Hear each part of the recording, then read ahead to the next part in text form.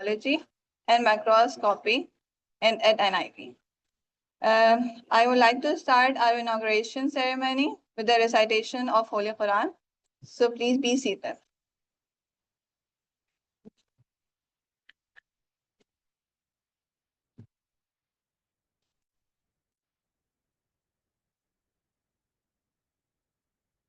أعوذ بالله من الشيطان الرجيم بسم الله الرحمن الرحيم الرحمن علم القرآن خلق الإنسان علمه البيان الشمس والقمر بحسبان والنجم والشجر يسجدان والسماء رفعها ووضع الميزان ألا تطغوا في الميزان وأقيموا الوزن بالقسط ولا تخسروا الميزان والأرض وضعها للأنام فيها فاكهة والنخل ذات الأكمام والحب ذو العصف والريحان فبأي آلاء ربكما تكذبان.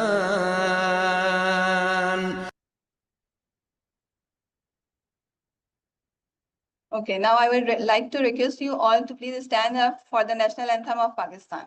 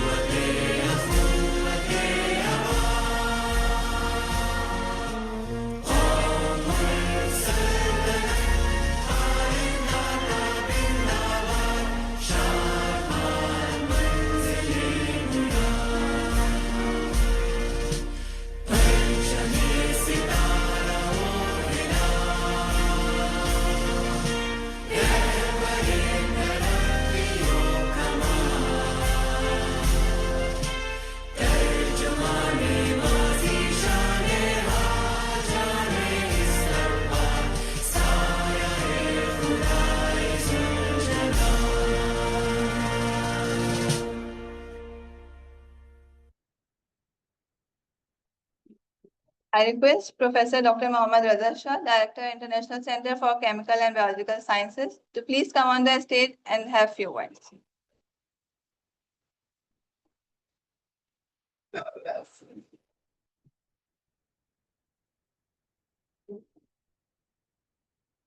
أعوذ بالله من الشيطان الرجيم بسم الله الرحمن الرحيم. Well, I'm happy to see that this building, and especially this is my first visit of this hall, so it's so wonderful. But before just commenting on the workshop, let me appreciate the efforts of the organizing committee, Dr. Sabah, Dr. Akbar, Khalid Mahmood, and Dr. Hana and other colleagues who did a wonderful job arranging this event. And also, this is an extremely timely topic. I'm happy to see my friend Professor Nicholas Leventis He is also here, and I hope he he would stay a bit longer, the rest of his career with us. So that would be also something which our junior colleagues and everyone will benefit from his experience, his knowledge, and the time which he spent in the West, especially in the United States. So, as far as this particular workshop is concerned, so you know that Pakistan is among those 2 to 3 countries where we have polioviruses cases. So, in addition to that, many viral diseases are prevalent in our country, and research in the area of virology in that sense is extremely important and needed for our country, because if you are in the whole world, if you are the only one or the 2 or 3 countries where you have the polio virus, so that make it more important for us to just carry out research area in this particular field. And that was the reason that this particular building was established, and we initiated research in the virology. This building is one of the best research facility in the country. We have BCL3 facility, BCL2 labs, and they are equipped with every kind of infrastructure.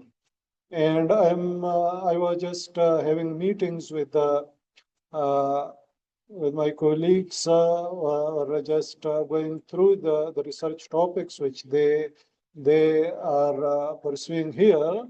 So they are actually working in the cutting edge area of virology. And I'm sure that their research will benefit overall ecosystem of the country, overall ecosystem of research landscape in this center, and it will complement the research which we are carrying out in the HEJ Research Institute of Chemistry, which we are carrying out in the nanotechnology building. And in the natural product chemistry, because this is actually complementing each other. And especially the epidemiology of the viruses is important in many ways. And if we know about the epidemiology of the viruses, then we can just plan and target those areas and those localities. And we can just suggest and ask the government and give our recommendation and proposal to the government what need to be done. And that's the reason that organization of such kind of workshops is critically important to sensitize these issues, to sensitize everyone that this area is important. And virus is one of the smallest biological material and biological particle which you can see. And this can affect the body in different ways. And since the virus normally mutate more rapidly than uh, organisms, so that's make it more relevant to do research in the area. This is one of the most mutated species on the face of the earth, the organism on the face of the earth, because the virus changes its shape. So that make this center more important, more relevant. And I'm sure that the young generation who are here, our students who are working in this center, they would benefit from the expertise of the resource persons which are here. They would benefit from the infrastructure which we have in our facilities, and everyone at the in these 2 days workshop, everyone will learn something which will play an important role for the researcher in their academic life. With this, let me again thank the organizers who just organized this workshop. I know that we wanted to just organize this workshop a bit earlier than this, but due to several reasons, we had to shift it again and again because we are organizing many more workshops. And on one occasion, it was just the dates were clashing with each other. And then I requested that, okay, most of the audience here in this workshop uh, is local. So can you shift it there? And the interest in this workshop is phenomenal. I was just informed that more than 300 applications were received who wanted to just attend the workshop, and we were able to only accommodate how many? 40 or 50? 50. So we were able to only accommodate out of those 300, and this was 300 applications. More than 500, yeah. So more than 500 applications were received, and we were able to only accommodate 50. So that make just 10% of the people were accommodated, and the 90% were not accommodated in the workshop. So this just shows the interest of the people in this area, that so many people were interested to learn, and that is a music for my ear. When I just I think it was 2 or 3 weeks ago, I was told at 300, but now it's 500. So that's actually a music. If the people, if our young generation would like to learn and acquire knowledge, that what you can, any researcher would love to see that interest, would love to see the people who want to learn. That what something which keep us alive, that what which keep us enthusiastic and give us more energy. So whenever I receive these kinds of interest, so I become more younger and younger. My energy become more and more, and that's how you feel. So I'm extremely happy that the people would like to learn, the people would like to acquire knowledge, and that's what we need from you people. We need from the young generation such kind of enthusiasm.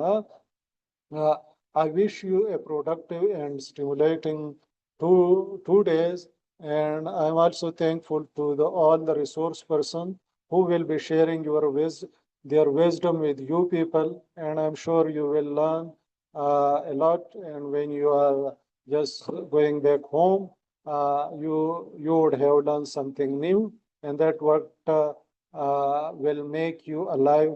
And with this, thank you very much.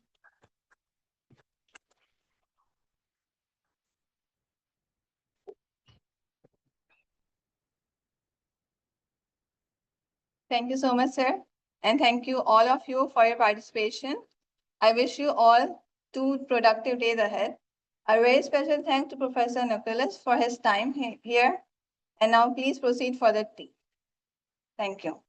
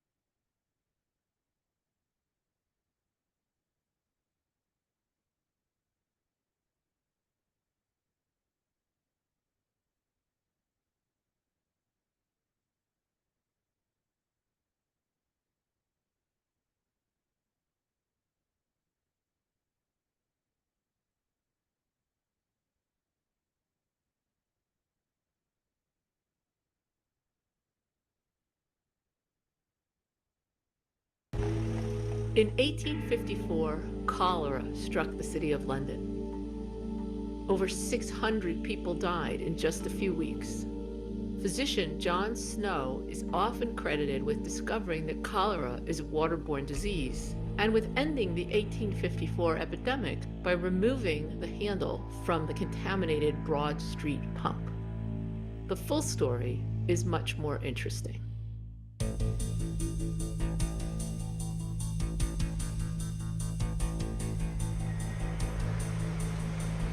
So I've been reading about the John Snow pub for years. There it is. Look at that. Right here on what used to be Broad Street is this fine-looking pub. There's this very inauspicious sign that says here, the red granite curbstone over there marks the site of the historic Broad Street pump associated with Dr. John Snow's discovery in 1854 that cholera is conveyed by water. So that's a really simple summary of the whole John Snow story. And to give you just an overview, here's the story. So it's 1854, it's really hot in the end of the summer in London. We're here in Soho, which was a very crowded neighborhood full of tenements with people not of a lot of means. And there were a lot of people crammed into these buildings. You know, many, many people to an apartment, and it's hot and it's sweaty. And the part that you can't imagine looking right now, because it's still pretty crowded, it's not that hot, but it's still pretty crowded. Here, the street now is completely clean. We see street sweeping vehicles, we see drainage in the streets, we have sewers. None of that was true in 1854. Instead, the people who lived in these buildings, some of them had cesspools in these little front courtyards, and they would take their human waste and other waste and just kind of throw it out the window into the cesspool or bring it down to the cesspool. And then it would drain wherever it drained. And the street, whoa, was not something that you could easily walk on and keep your feet clean. Wow, that's slippery and disgusting. And so people were used to this kind of somewhat disgusting ambiance. And people thought that when there were terrible outbreaks of disease, especially cholera, that it was caused by the very poisonous air, this miasma that they called it. And the smell from all the poo and all the animal waste was pretty horrible, and it was a pretty sensible theory to think that that could be causing disease. But John Snow, who lived not far from here, we'll go there later, was a physician in London who was convinced that cholera in particular was a waterborne disease. It was not carried in this smelly air. And what happened here on this spot in 1854 was that there was a baby who lived at number 40 Broad Street, which would have been just about here, baby Lewis, who came down with some sort of terrible disease that caused really terrible diarrhea. And I think pretty quickly people realized that it was cholera and that there was going to be another outbreak of this very terrible disease. And people started dying. All right, so what happens? What happened was the waste from baby Lewis and other people who became ill with the cholera, so human fecal matter, mixed with the water supply that was in a relatively shallow well, I believe about 20 feet down under the street right here. And then the cholera bacteria began to multiply, and then people would ingest the water, which provides the human intestine the place where the bacteria multiply best. They need a host like that. So anyway, when people ingest this contaminated water, they come down with cholera, from which you die in hours to days. And John Snow, who really was looking for a place where he could, unfortunate circumstances as they were, have a very concentrated outbreak of cholera where he could study the origins of the outbreak, was interested in helping the people, but also interested immediately in collecting information about what was going to happen in this outbreak. So he would have come over here to this neighborhood and started canvassing all the people around here to see who was dying and who needed help and what they had done to possibly ingest water from the various water supplies in the area. And right here, at a location right near this red curbstone, was a source of what was apparently some very clean-tasting, sweet-tasting, actually, water for drinking. Right here, it's called the Broad Street Pump. And it turned out, as he started canvassing the neighborhood, that he realized that most of the people who had fallen ill and who were continuing to fall ill had drunk water from this particular pump. So there were other water pumps in the neighborhood, and one of the things that we'll see later is that in the end, when he put all his data together and he made a map, he had to show that this pump, by walking, was the closest to almost all of the people who eventually died, 600 something people who died in the epidemic. And so even though there are other pumps that are geographically potentially nearer to those people, this one tasted good and was close to the people who died by walking. So in epidemiology today, it's known that one way to really make your case is to have exceptions to the rule. So people who should have died, who didn't die, and then people who did die for no apparent reason. And so John Snow in his work actually found both of those kinds of exceptions. And so one case is what people sometimes refer to as the people who were saved by the beer. And so these were the brewery workers who worked a few blocks from here and drank mostly beer, and so had a clean supply of things to drink. And the other case was the workhouse that was near here. And these were the most indigent, potentially people in the poorest of health. And so why did they live? They systematically survived this epidemic. And part of the reason, the main and most important reason, is that the workhouse had a well. It had its own source of clean drinking water. So there are the exceptions of people who should have died and didn't die. And then what happened was he also found out about a family who would bring water to a member of that family who had moved far, a couple miles outside of this neighborhood. And they brought her some water, an elderly aunt, and she and her niece drank it. And those people both died. So to us, looking at modern epidemiological methods, John Snow had plenty of evidence to say that this water from this well contained the contaminant that caused the disease. But it still took actually many years until the locals believed his story. And another thing that we should mention is that John Snow did not collect all this data himself. If you look around the street here, you'll see that this is a very busy neighborhood with lots and lots of people, and I think it was even busier in 1854. But it was a small, contained community, and there were people, for example, like the curate, Henry Whitehead, who was a local, who kind of knew everybody. And so John Snow worked with Whitehead and with other people in the area to really canvass the information and collect the kind of sociological demographic information that he needed to know who lived where, when they died, where they likely got their water, who they talked to, who they came in contact with, all kinds of other details about their personal lives.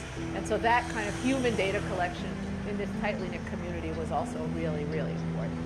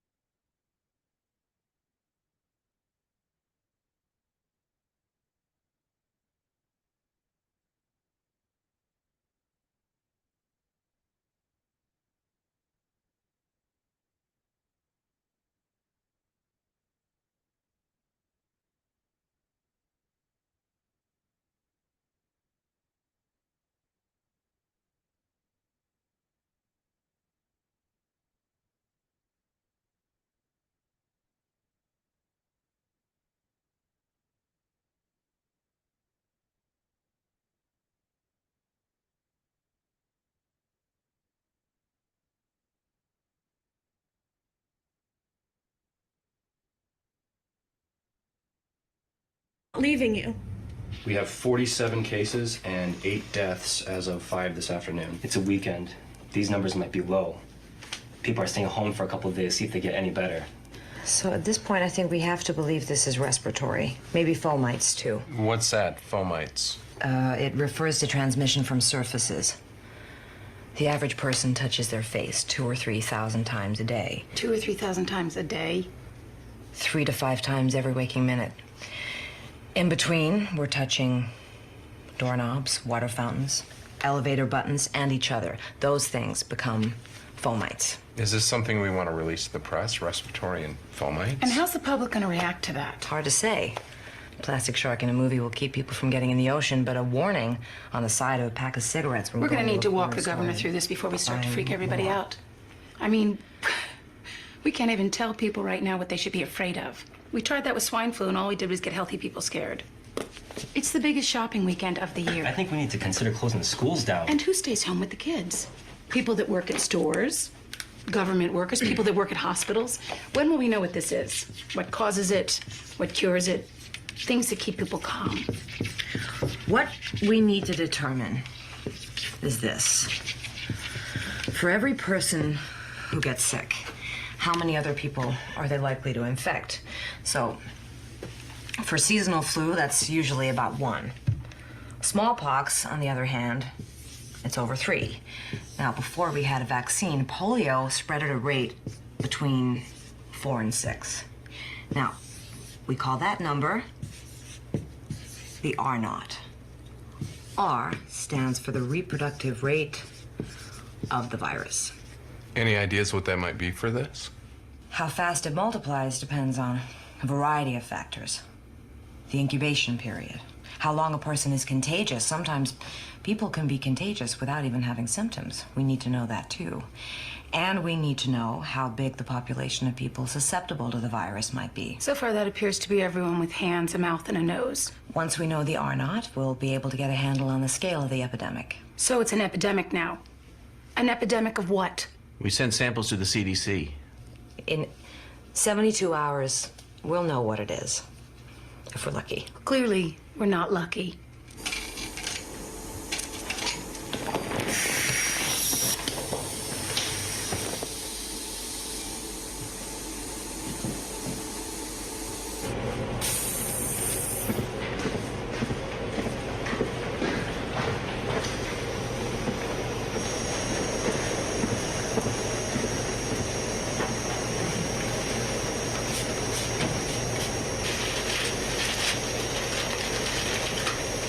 What do we got? A young woman in Minnesota recently traveled to China. Son also died. As of this morning, 87 cases, 15 deaths. Did you have a good Thanksgiving? I worked. You?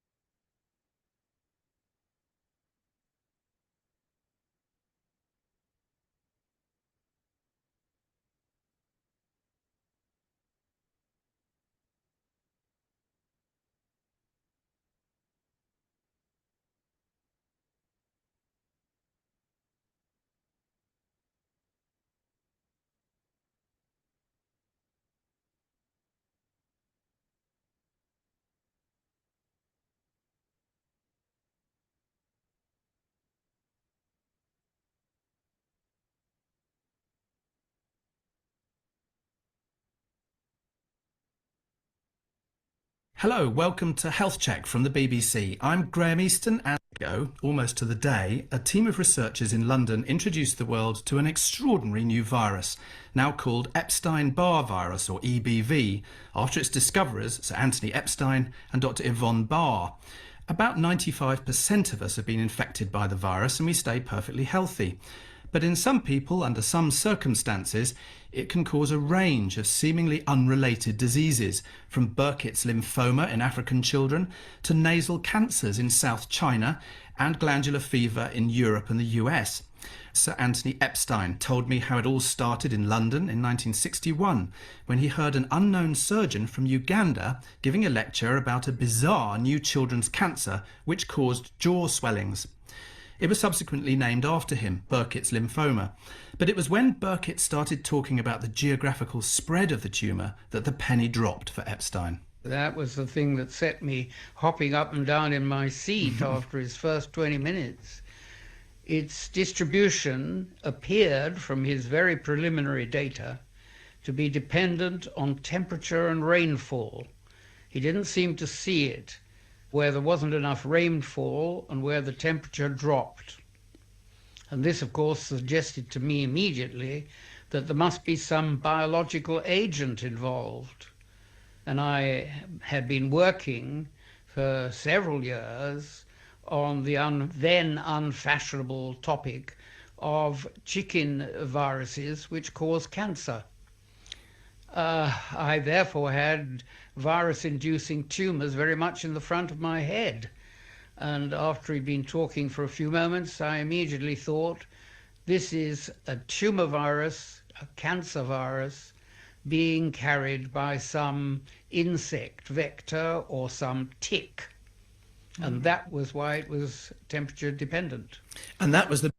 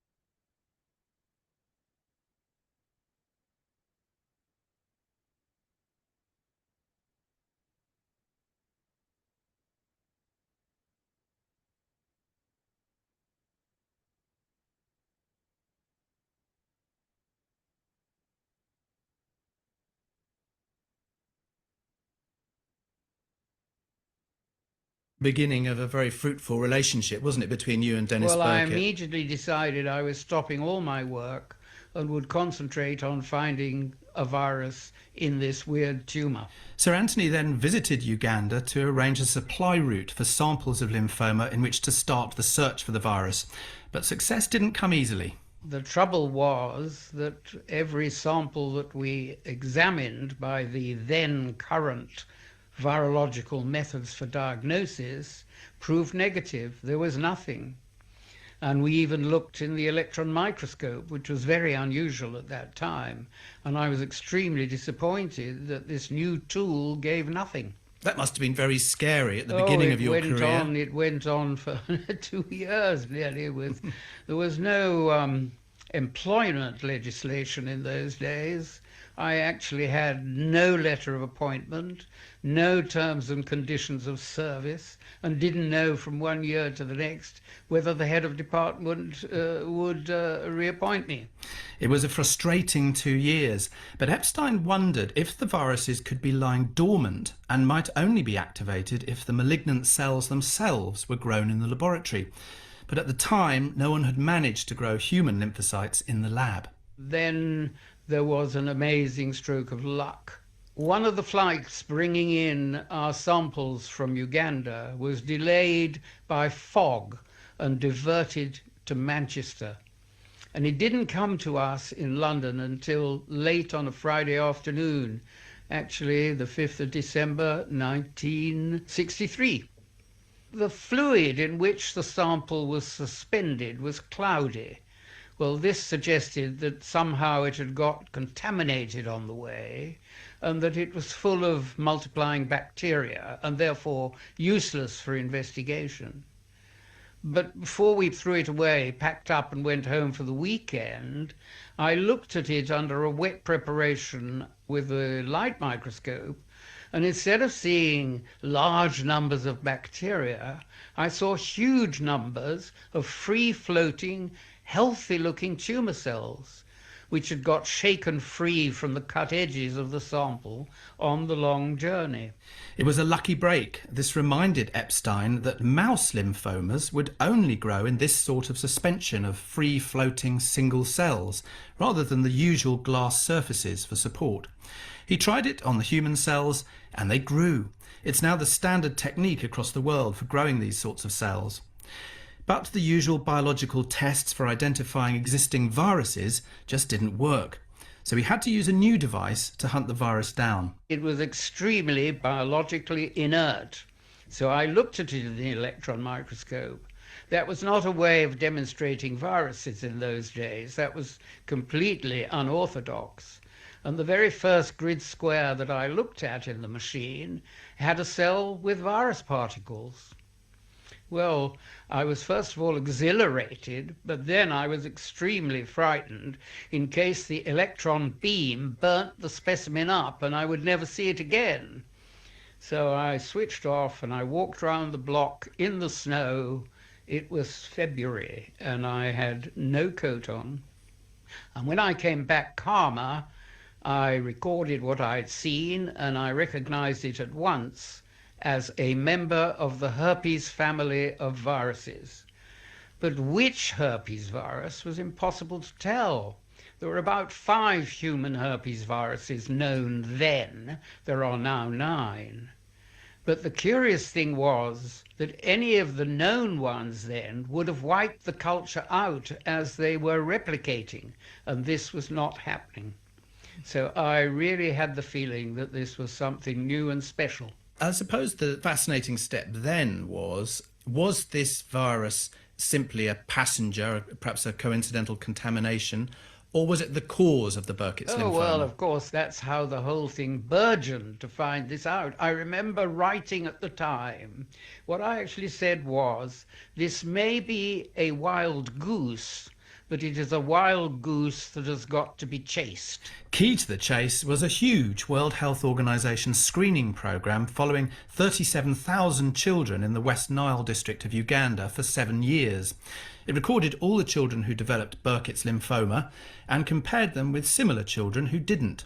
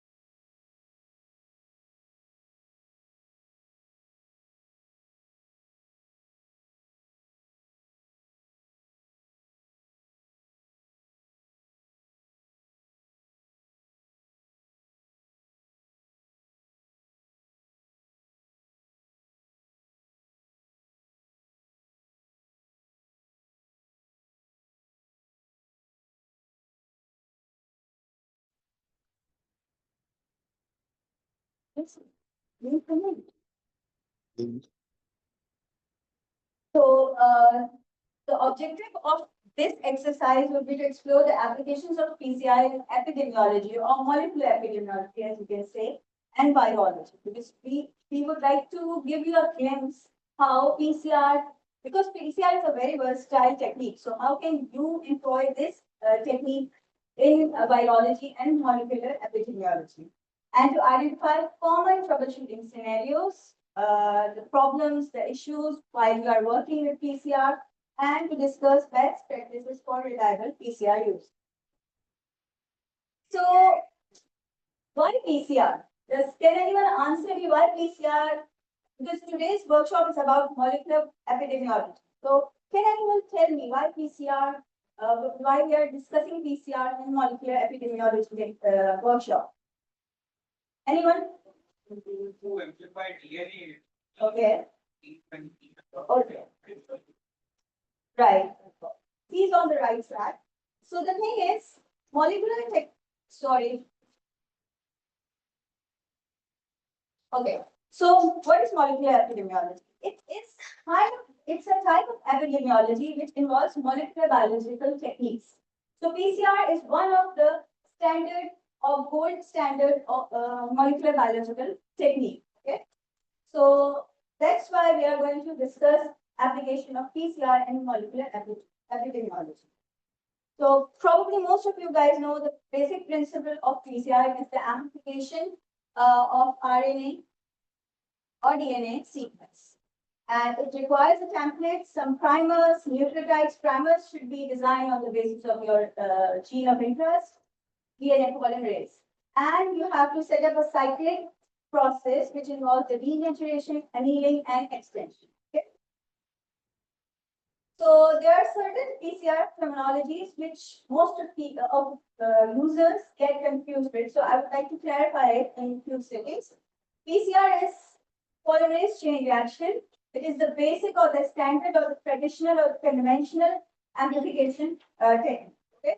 Then we have qPCR. Q stands for quantitative, which means real-time or quantitative polymerase chain reaction, in which we can actually visualize the amplification in real time as it is happening. Okay. RT-PCR or reverse transcriptase PCR is the one in which what will be your sample? RNA.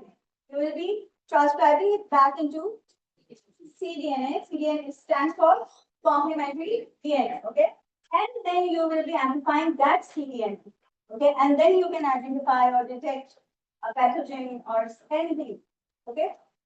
And then there is RT-qPCR, a combination of all three of these.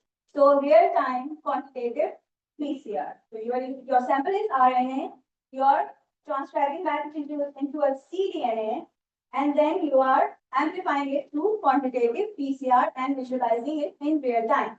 Okay. So there are certain types of PCR. Sorry, I'm new to this pointer, so I'm making certain mistakes with it. So there are certain types of PCR. I think this is a new feature. So you have a sample, you extract DNA or RNA, whatever is contained in your sample. For example, if you are using a hepatitis C virus, what would be your nucleic acid or the genome? Does anyone have any? You don't answer, please. RNA. What about HBE?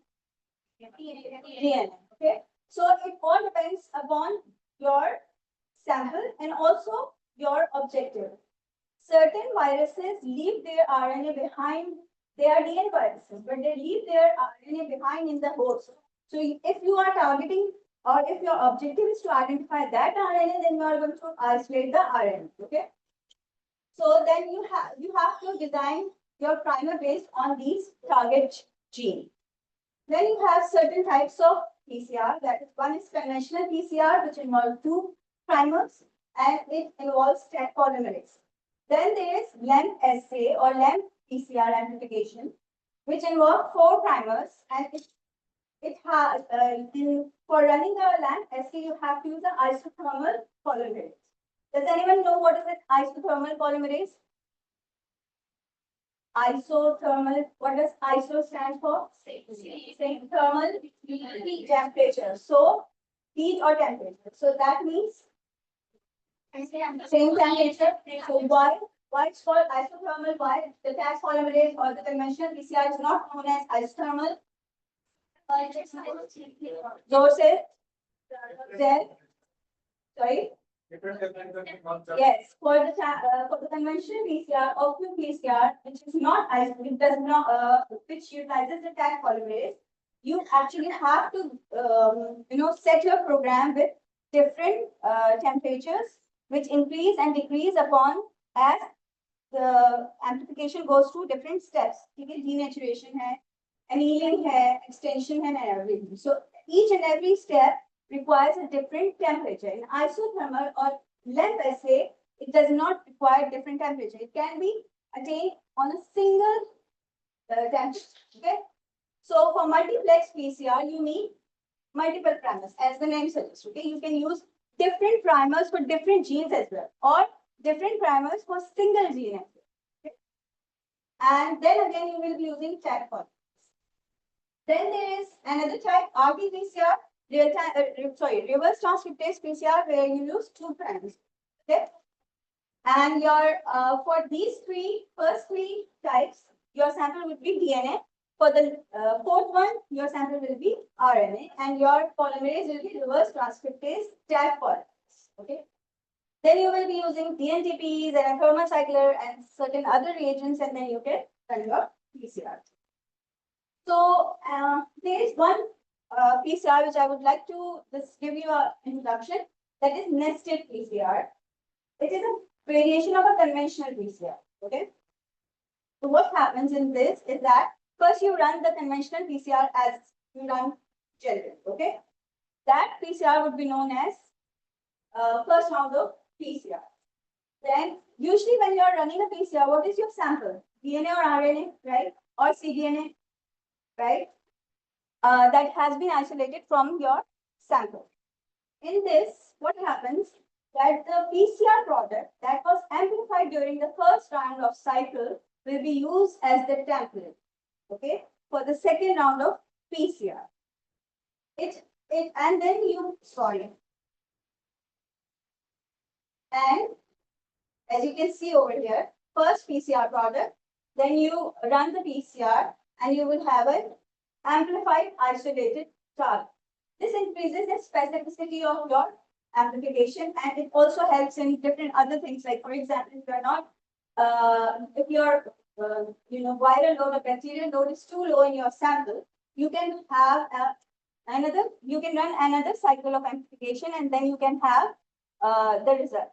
Probably you will not get any result in the first round of PCR. It happens. We have actually tried this, and it has been employed here in NIV, and we have seen the nested PCR actually helps us when we have a very low viral load. Okay, we can detect in the second round of PCR, we can actually detect the viral gene. So, how does PCR in molecular epidemiology is applied? Why do we use PCR? Okay, so it is rapid and it's specific to detect pathogens. You can actually detect pathogens. Of course, I'm a virologist, so I will be talking about viruses, but you can actually use it for bacterial cultures as well, or bacterial pathogens. You can actually check eukaryotic gene expression via PCR and other things. Okay, so it is a very rapidly specific detection of pathogens. You can actually track genetic variation, as in previous lecture, Dr. Sabah showed you how they have been using it to detect genetic variation and genotyping and everything. You can actually help in outbreak investigation. For example, during the pandemic of COVID-19, we have seen that PCR has helped in identifying the hotspots of the infections, of the transmission. Okay, and we can also carry out the quantitative assessment of viral or bacterial load. Okay, the application of PCR in virology and molecular epidemiology can, as I said, it can be used for pathogen detection, It's rapid, sensitive, and specific assay. For example, over here,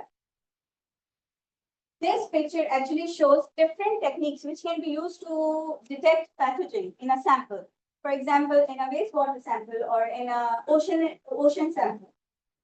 You can see there are so many techniques. In the conventional, you can see morphological, by eye, you can actually see there are culture plates. You can do culture of the pathogens. You can do the staining of these pathogens, and you can also carry out different unstained samples and their visualization through different microscopic techniques. Then we have certain current techniques, for example, flow cytometry, microplate reader. We have qPCR, immunological assays, microarray, and ELISA. And then there are certain emerging fields like NGS and others, right? Which also involves qPCR. PCR. And then there are future techniques as well. For example, nanocrystals, quantum dots, artificial intelligence, and portable devices, etc.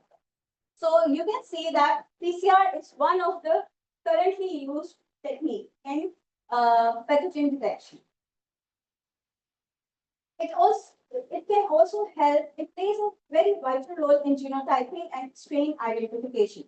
For example, it has been used to subtype the influenza virus that is currently being circulated among the population. You can see the trend of the SARS-CoV-2 variants or the waves of the SARS-CoV-2 variants. You can carry out HCV and HBV genotyping. These are only some of the examples which you can employ you can employ PCR for. Okay? Dengue virus serotyping and genotyping. You have seen some examples which Dr. Sabah presented in the previous lecture. And you can also distinguish viral strains in outbreaks. For example, if you, we had a SARS-CoV-2 pandemic, right? You can actually see which populations are infected, which kind of strains or variants. Okay. Similar is the case with influenza and other viruses or pathogens.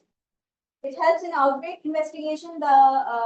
You can identify the sources and the transmission chains. For example, if you carry out, you can collect the sample from certain areas like wastewater samples or blood samples of certain population in a confined area, and then you can carry out the PCR and analysis, and then you can see which was the source of transmission and the route of transmissions as well.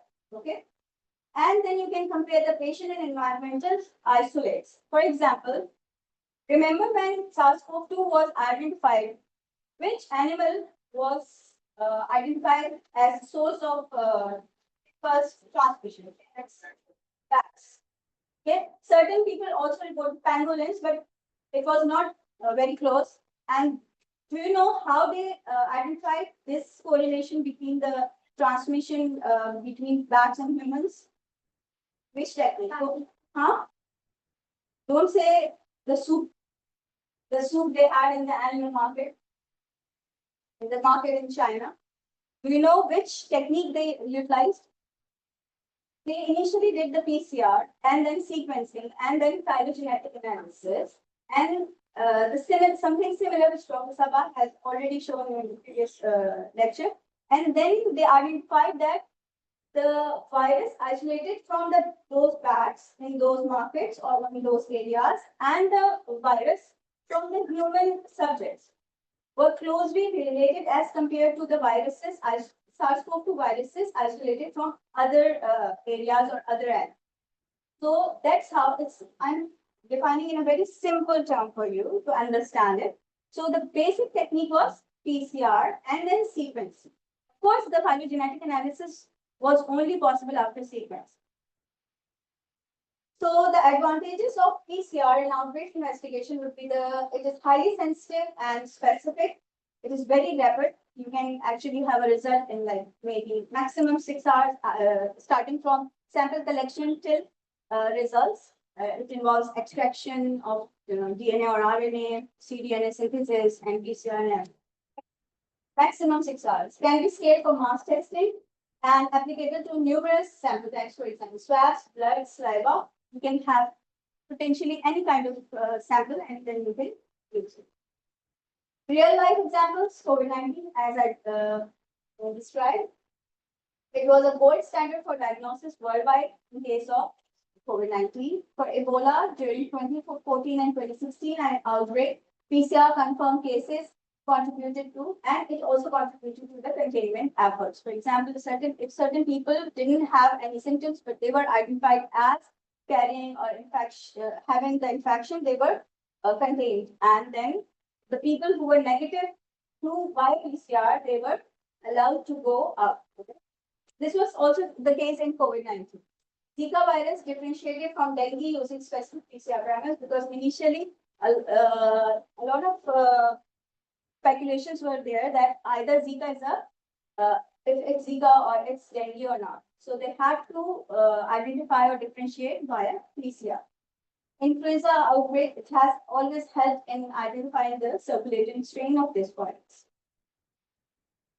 So when we talk about the virus samples, we have to know the viral load of a sample as well, because it defines the the window of the infection, how duration of the infection, and also we can correlate with the symptoms of the infections, and we can also see how severe is the disease.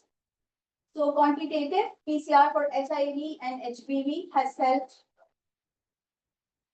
Quantitative PCR for HIV and HPV and other viruses has been applicable in identifying the viral load of the or monitoring the viral load of the these diseases. And when you actually can quantitate the viral load in an infectious population or in a patient, you can actually decide what kind of treatment you can provide, because you can actually decide what is the window of infection in that case, looking upon the viral load of the virus. And you can also monitor disease progression, and you can establish a correlation between viral load and disease progression as well. So drug resistance detection, you can see if there is any drug resistance developed in a population or an individual to certain types of drugs against viruses or bacteria. PCR can actually help to identify those mutations. For example, in HIV, reverse transcriptase mutations can be actually traced via PCR, and in HCV, as we have seen earlier, resistance associated substitution can define what kind of treatment we can give to the patient. Okay? Also, PCR plays a role in molecular surveillance as well. For example, tracking the viral evolution, how fast your virus is evolving, and is it evolving to a new strain, or is it evolving but contained into the same strain? Then you can decide if there is any upcoming or emerging outbreak going to happen in the near future. You can monitor emerging variants, and you can actually support the vaccine programs by updating what kind of variants are being currently circulating in the specific population. Environmental surveillance, for example, you can detect different infectious pathogens in wastewater or drinking water or soil, and you can also check what kind of pathogen can be transmitted from these environmental reservoirs to the humans. For example, polio, SARS-CoV-2 monitoring can be carried out. For example, these are the red points are some of the treatment plants of wastewater in Karachi. Okay, so in one of our studies, we are actually collecting samples from these areas, from these treatment points. We are collecting the wastewater before treatment, and we are detecting if we can see any infectious virus in these samples. Okay, so I'm not going, because this data is unpublished, and I have certain collaborators as well working with me. So I'm not going to tell you which kind of viruses we have detected, but we have detected certain infectious viruses in these wastewaters, and these wastewaters go through treatment as well. So we are collecting the water before treatment, okay, and after. And when we collected after treatment, we actually identified certain infectious viruses present in these samples, in the treated as well. Okay, so this can actually, you can see probably a pin bank over there. It is for an infectious virus. And so this means it can actually identify the problems with the treatment plants, and it can also show you which kind of infectious viruses or pathogens are circulating currently in the population. Usually these indicators help you determine the upcoming outbreaks without any symptoms in the population. Okay. Forensic and public health uses, PCR can also be used to carry out forensics. You must know that we have a SFDL in Genome Center. They are carrying out forensic studies using PCR and sequencing. And then we have certain emerging techniques in PCR, that is the digital PCR for absolute quantification. I hope you must have some idea what is a digital PCR. Then we have CRISPR PCR hybrids and point-of-care molecular diagnostics. Digital PCR is basically droplet digital PCR, in which the sample is divided into thousands of droplets, and each droplet potentially contains sample, your DNA or RNA.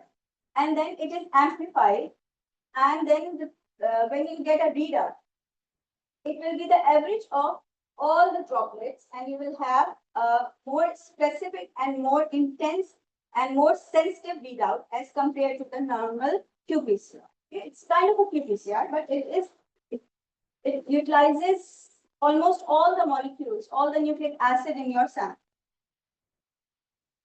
So, have you seen PCR result, conventional on gel and qPCR? Has anyone ever seen it? Right? Most of you must have seen it. So the above picture is for the conventional PCR endpoint PCR. And the lower one is a result of qPCR, real-time PCR, qPCR. Okay. So these are some of the examples of satisfactory result for qPCR. Unfortunately, these are ours from NIV. Okay. So the above you can see the bands are very thick, they are very intense, and you can also see certain smearing. It is because the sample is very constant. If we dilute these samples and then we run the PCR, or if we load lower concentration of the PCR on the gel, PCR product on the gel, then we will have a better imager. Okay. And as you can see over here, do you know what is CD, the cycle threshold, or CQ in qPCR? It is the point at which the amplification starts. Okay. So over here, the probable CQ or CD is around 11. Okay. 11 or something, 11.5 or something. And it is a very desirable CD. Okay. Because what does it show? If the CD is lower, what will it show? Does anyone know? Source. Jose, source. I think specific with the नहीं मैं कह रही हूँ desirable है नहीं बता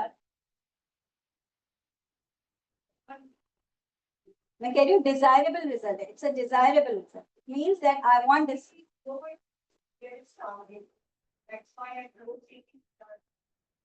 CD actually is defined as a cycle of amplification, cycle threshold of amplification where the amplification starts. So it means if the CD is low, means the amplification is starting very early, which means your sample has a high viral load or high DNA or cDNA in it. Okay, and target DNA की बात करें, target gene की बात. Okay, so it is because the primers are specific to that certain gene region. It will amplify that gene only. So your viral load is high. That's why it is amplifying as soon as the amplification starts. If the CD value is low, towards higher values, for example, after 35, it's not desirable. Usually after 35, we say the sample is negative in most cases, okay? It is desirable if it's positive, if it's below 32 or 35, okay? And I can say it's desirable when it's around 20 or lower than 20. So these are some of the satisfactory PCR results. So now we are going to start troubleshooting, especially of conventional PCR, endpoint PCR. Okay, do you know what is endpoint PCR? Endpoint PCR is a conventional PCR in which you run the PCR, and after the sample is amplified or your gene is amplified, you just take out the sample and you run it on the gel assembly, and then you can see the result. You cannot see the result in the real time. So that's the difference. Okay. So the common PCR problems are no amplification, weak signals, non-specific bands, primer damage, contamination, and variable qPCR results. Okay. So can anyone tell me what is the issue in this PCR result? Can you see some bands here? So what can be the issue here? Like I have described certain common issues that we face during PCR. Sources? वकार, फारिया और फरवा और जहवार जवाब नहीं देंगे. Yes, there is no amplification. Okay, so what can be the reason behind no amplification? But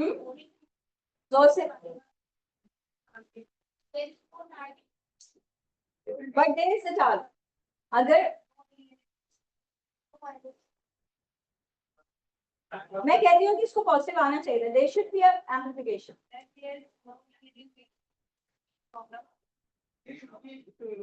Extraction problem. There can be a problem during extraction. Primer आपका जो है वो specific नहीं है, या it's not designed properly for the gene that is present here. Anything else? Oh, ये कब हुआ? ये कब से slide change हुई है?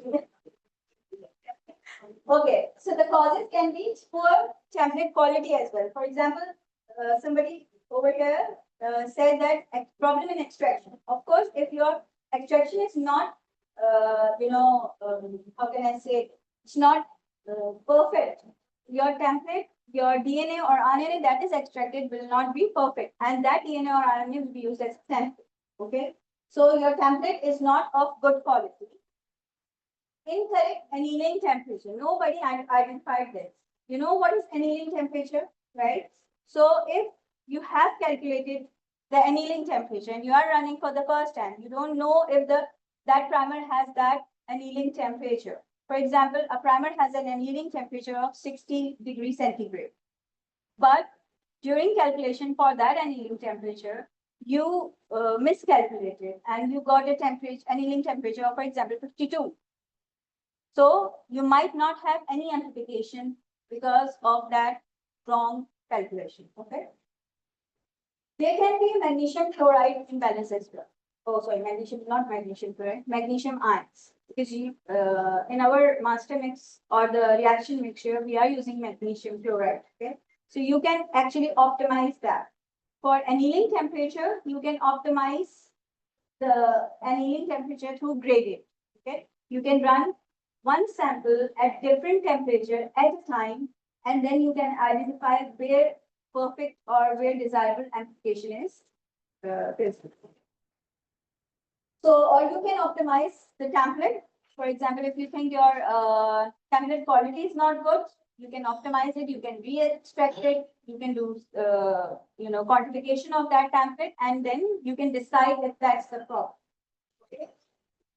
You can adjust the annealing temperature by gradient PCR, or the final straw would be to redesign the primers. If you think your primers are not covering the gene that you are looking for, or if your primers are not for that specific strain, then you have to redesign your primers. Okay. So can anyone identify what is the problem over here? Non-specific binding.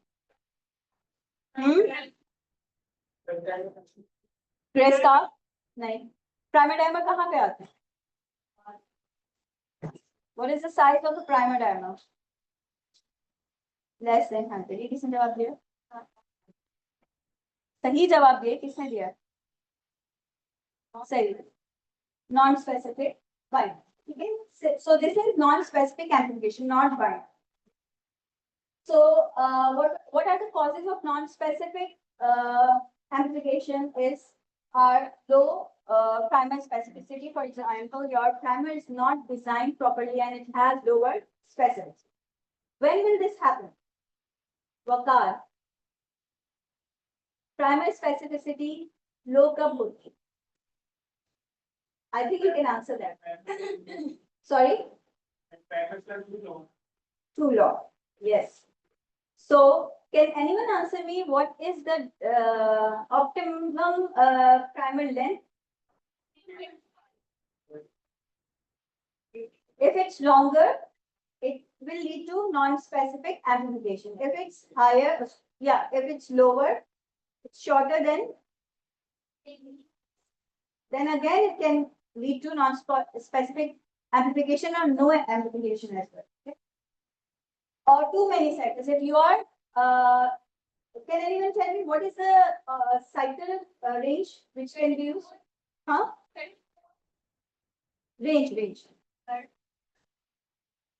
25 to maximum 40, 43. Okay.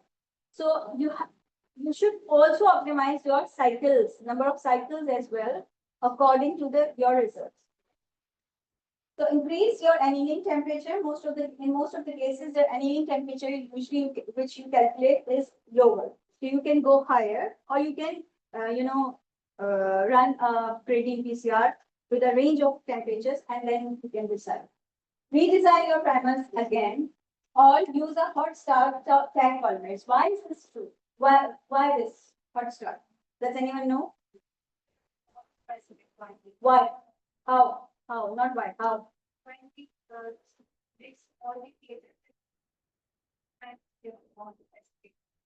Because the polymerase starts working, it has certain activity even at room temperature.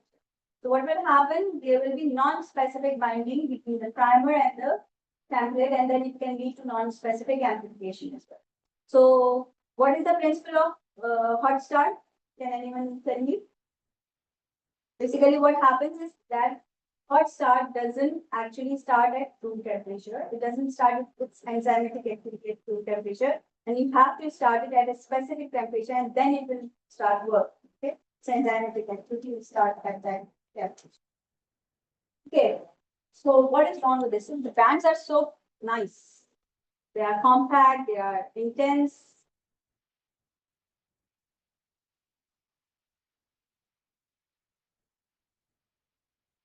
Anyone? Arya? Non-specific question. Nine diamond. Diamond कैसे हो सकता है? There is the marker. You can see it's not a diamond. Diamond है नीचे. Of course, primer diamonds can be there. Of course, if you have a higher concentration of primer diamonds can be present there. Okay, but you have the result over here.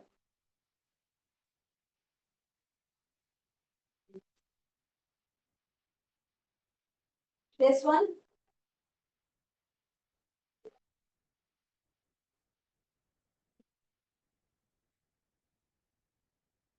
Not the first length, the subsequent lengths from 2 to 16. There is no amplification, right? We agree on that. Then what are the bands? The lower bands. Huh? Yes, primer. These are the primer bands. Okay. You can see you can actually see there are certain primer diamonds over here as well, but you have the result, right? You have the result. But here you don't have any amplification. No amplification is there, only primer. What can be the cause?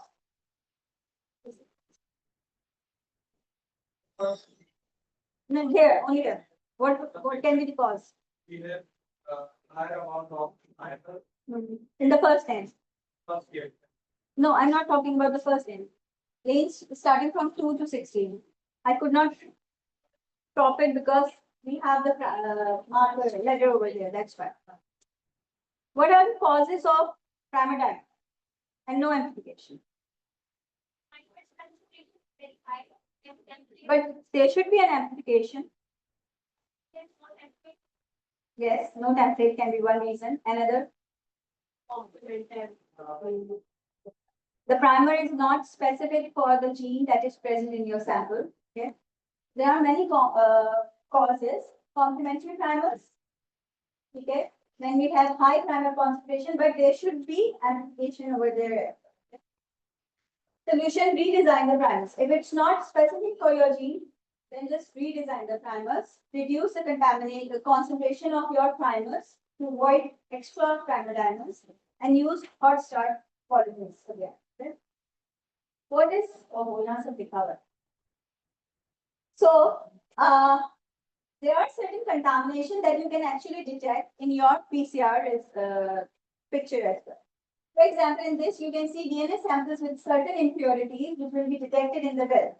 The top ones are the wells where you load the sample. You can see certain impurities over there. And then you can see certain RNA contamination over here. How do you differentiate between an RNA contamination and a DNA amplified product, not DNA, amplified product? How can you can see over here. I guess most of you guys can identify how. Smearing ऊपर तो different impurities in the well. आवाज नहीं आ रही. RNA का size कम है, बड़ा भी हो सकता है.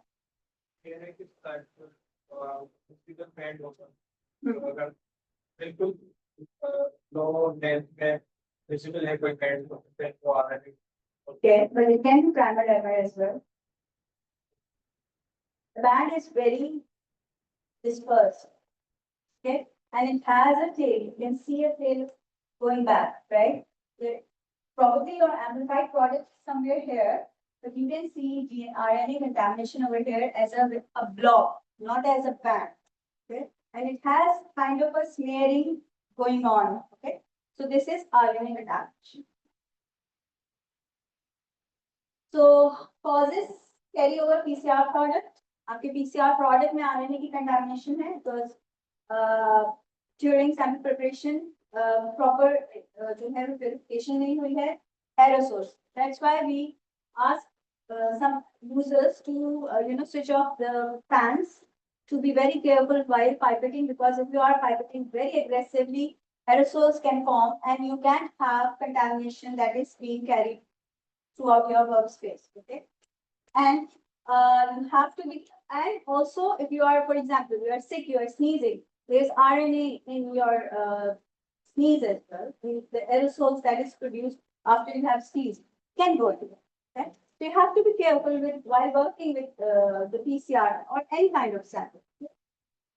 Solution: separate pre-post PCR areas. We usually do that. We have a pre-PCR area, we have a post-PCR area, and or use. You should use filter tips while you are preparing for PCR or while you are, you are running your PCR product. And also use UV sterilization. So it means for this, to avoid any kind of contamination, you have good laboratory practice. Okay, so there can be certain inconsistent qPCR results. What is known as an inconsistent qPCR result or a PCR result? Can anyone define me what is it? Inconsistent PCR results. What does it mean? Consistent का क्या? Not same? Yes. In every run, you are not getting the same result when you are running a same sample with the same conditions. At different times, you are not getting same results. So that means inconsistent results. Okay, PCR results. What can be the causes? Pipetting error. Probably your pipette is not calibrated, or you are not using the pipette correctly.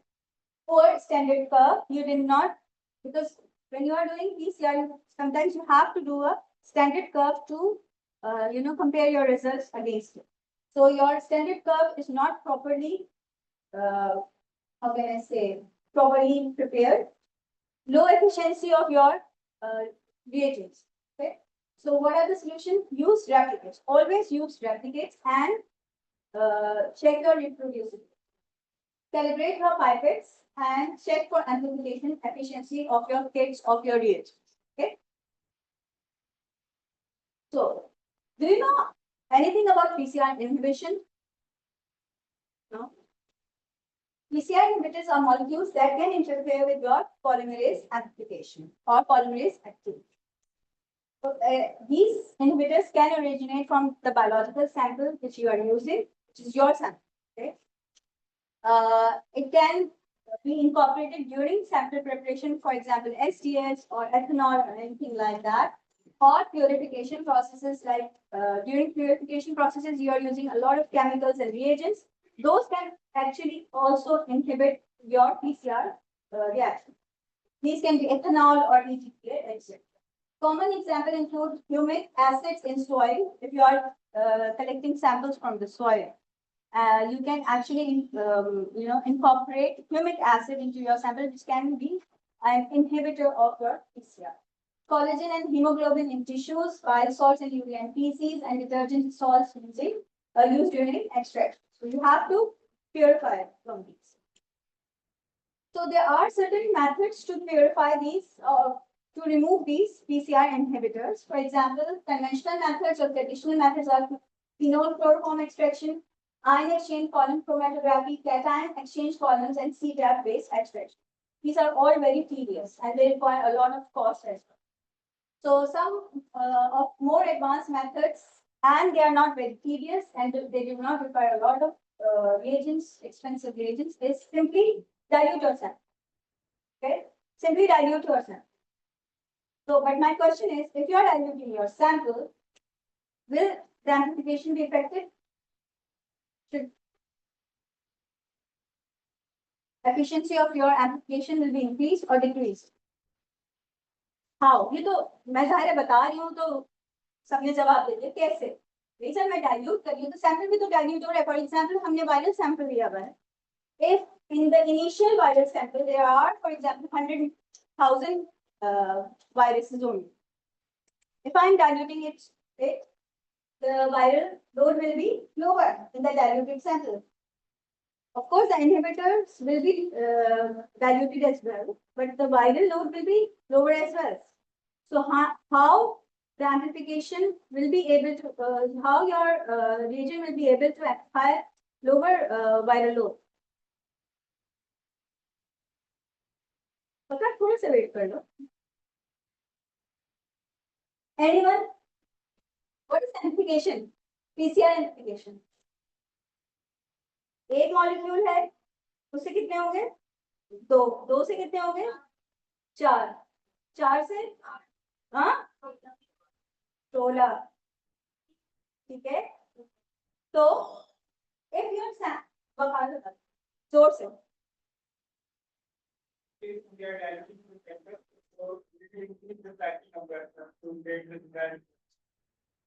Cycle number जब बढ़ेगा तो क्या होगा? Amplification ज्यादा होगा. Right? So even if your sample is diluted, the inhibitors will be diluted, your virus or the viral particle will be diluted, but as the amplification will go on, the number of viral particles or the DNA will increase, right? It will, because of the amplification. But the inhibitors will not be amplified, right? Am I correct? Can you imagine that? The inhibitor molecule will not be amplified, but the DNA in the sample, the desired DNA will be amplified, right? So you will definitely get a result. And we have tested this theory or this technique in our samples as well. We have seen we didn't get any result initially in the sample because most of our samples are either oropharyngeal swabs or nasal swabs or blood, whole blood, serum. So what is happening? There are a lot of inhibitors in our samples. We are not getting any amplification, but we are sure that the sample is positive for that virus. What is going wrong? The primers are working because we have already tested with the positive control or initial samples as well, previous samples. So we are sure the primers are working, the reagents are working, and everything is working. What's wrong? Even we know that in some other tests, that same sample is positive for that virus. They are inhibitors. So what we do, we just dilute it, for example, 1:10 dilution, and then we run the PCR, and we definitely get the result. So it has happened with our sample as well. Okay. So this is one of the cheapest and one of the quickest method to get rid of the inhibitors. You can use silica magnetic wheat purification. It is something similar to the extraction methods of purification, and there are kits available. Employing specific DNA extractions kits for phenolchlorophone extraction and using specialized PCR additives and reverse DNA polymerase. This is expensive. Okay. So we know the importance of control, right? We should include a negative control or no template control in our PCR. We should include a PCR control or a positive control in our reaction, and we should include an internal control. Can anyone define what is internal control? No template control क्या होता है? या negative control क्या होता है? आयशा बताओ. Template नहीं मतलब उसमें sample नहीं है and everything else will be present. Polymerase will be there, primers will be there, DNTPs will be there, everything else will be there. Okay. Internal control क्या है?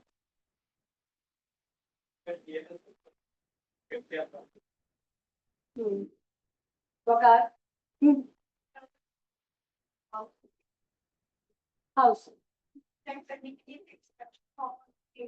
Extraction and PCR amplification be proper hai. PCR is working or not.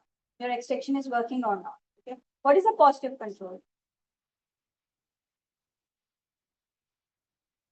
Simple definition. Not a sample. It can be a sample, but it is a standardized sample. Okay. It is always positive for your particular gene.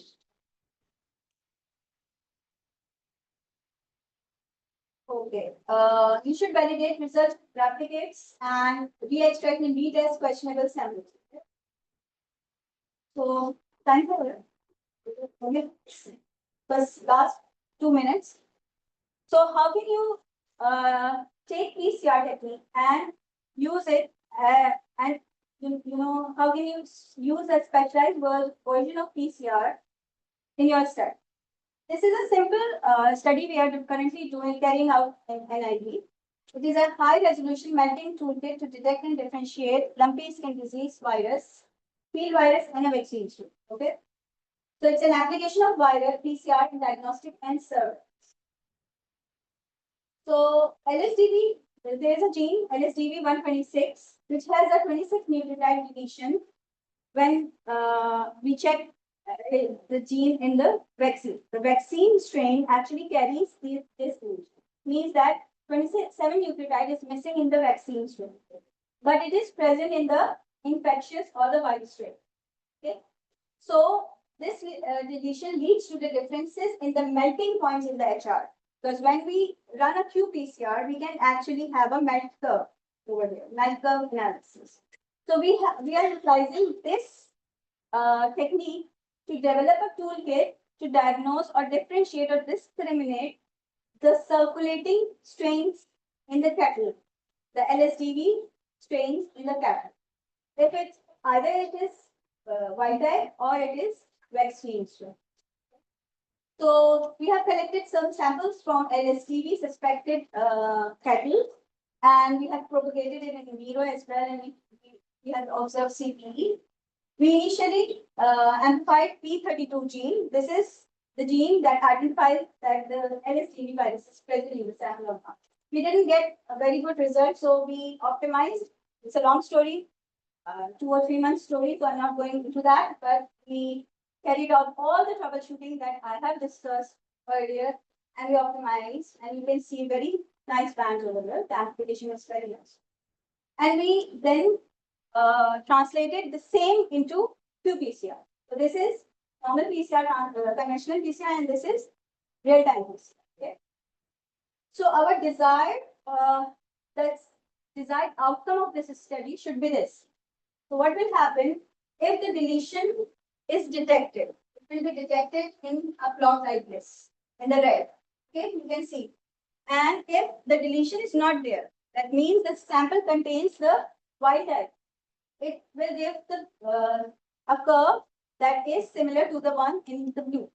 So the vaccine strain and the the wild type strain will have different med curves and different amplification curves. Okay, so you can actually apply this simple PCR technique like this, and you can actually develop certain other kinds of techniques. You can actually have a lot of information from this simple PCR technique. Okay, so that's my message for today. Any questions? कोई questions है? मैंने वैसे बहुत सारे question पूछ लिया, दोबारा पूछ लीजिए. Thank you.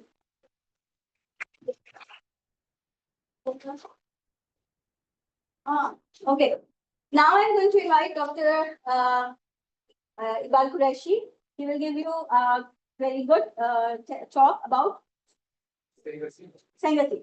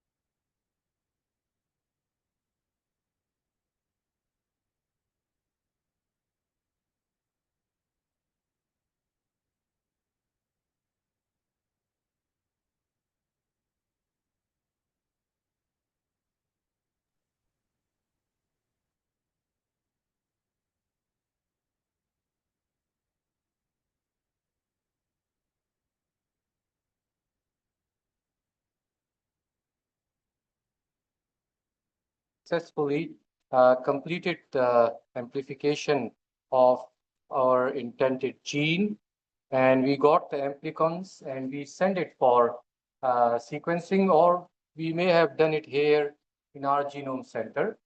The choice of sequencing reaction was Sanger chain termination method. We have the next generation sequencing reactions as well, but they are a bit complicated and we cannot finish the analysis discussion in a brief session. We may require 4 or 5 days to discuss the analysis of next generation sequencing reactions, and we get some sequencing results. Before going into the details of how we analyze Sanger sequencing data, so let's see what Sanger sequencing is. It's a chemical reaction, but what type of chemical reaction? Sanger sequencing has been the foundation and gold standard of DNA sequencing since 1977. While new sequencing technologies have emerged since, Sanger is still an invaluable tool for all kinds of labs. The basic steps of Sanger sequencing are simple. The reaction involves template DNA, a primer, DNA polymerase, nucleotides, and fluorescently labeled dideoxynucleotides. First, the DNA is denatured and then cooled to allow the primer to bind. The DNA polymerase enzyme then lengthens the strand according to the DNA template until it randomly places a dideoxynucleotide. The dideoxynucleotide is missing the hydroxyl group, which allows the next nucleotide to bind. So once it is placed, the chain is terminated and will not grow any longer. The color of the fluorescent dye on the dideoxynucleotide represents the last base which was added to that fragment.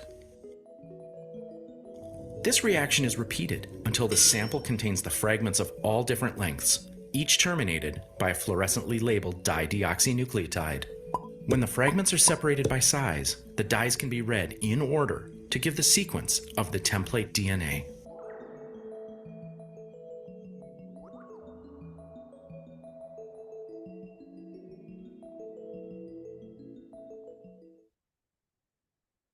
Okay, so this is how the chain termination reaction happens. Single sequencing is a method that identifies the order of nucleotide bases in DNA based on chain termination. And the chain termination happens because of the insertion of modified nucleotides called dideoxy nucleotide triphosphates or DDNTPs. This method was the first DNA sequencing method developed in 1977 by Frederick Sanger and his colleagues. It is considered the gold standard of sequencing due to its high accuracy and ability to produce long reads, which is useful for various research applications. So again, the principle of Sanger sequencing is based on the termination of DNA strand elongation because of the insertion of DD and TPs. During sequencing process, labeled DD and TPs and template DNA are mixed in a PCR reaction. It's simply a PCR reaction where a chain is being amplified, and during the amplification, we know we have the primers, and then we give raw materials in the shape of DNTPs, but here along with DNTPs, we give DDNTPs as well. This is how the whole thing happens. These are the reagents. You have the template DNA, and these are the ATPs, DDNTPs, along with the DNTPs as well. We have the DNTPs, but here we will, in the Sanger method, we will have DDNTPs as well.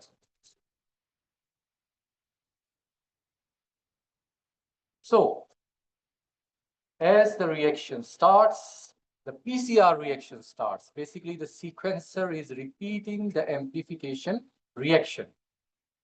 You send an amplicon to the company, you send primers to the company, or sometimes they use their own sequencing primers, but they will repeat the PCR reaction. They will use a chain termination kit to see whether your primers are working. They may do it in a single orientation. For example, they may do it in a forward orientation by using forward primers, or they may do it in a reverse orientation using reverse primers, but they will charge you for a single orientation. Usually when you talk to the company, they say whether you want a single type of reaction or both the single and the validation reaction as well. The reverse reaction is basically the validation.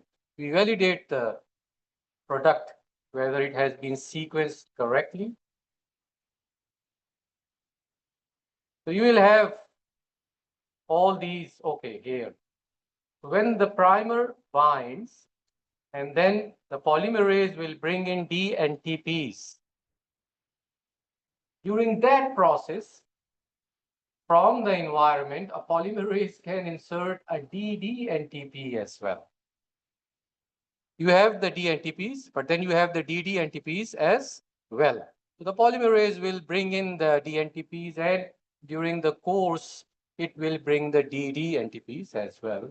And then once the DDNTP is inserted, the reaction stops because the DDNTP doesn't have a 3' hydroxyl group that is necessary for the extension of the amplified strand. You will have many fragments of different sizes. But this is happening simultaneously. Once all these processes are happening, a laser detector, it excites the DDNTP molecule with a fluorophore attached, and the fluorophore, when it is excited at a particular wavelength, it will emit a light of particular wavelength. That's why here they have put a grayish color for the G and red color for the T. It's not necessarily that T will be red, but this is just for representation. Okay? But okay, let's suppose the G is grayish or T is reddish or C is bluish. The detector will detect, and just like what happens during the real-time PCR, where the machine calculates a relative fluorescence unit, the sequencer will estimate a relative fluorescence unit and give it a signal. And that signal, if it is grayish, then it represents a G. If it is reddish, then it represents a T, so on and so forth. And the signal is quantified, and you get peaks like this. So this is how the whole reaction happens. Supposedly, the primer is attached, and right after the primer, the polymerase brings a DDNTP, which is T.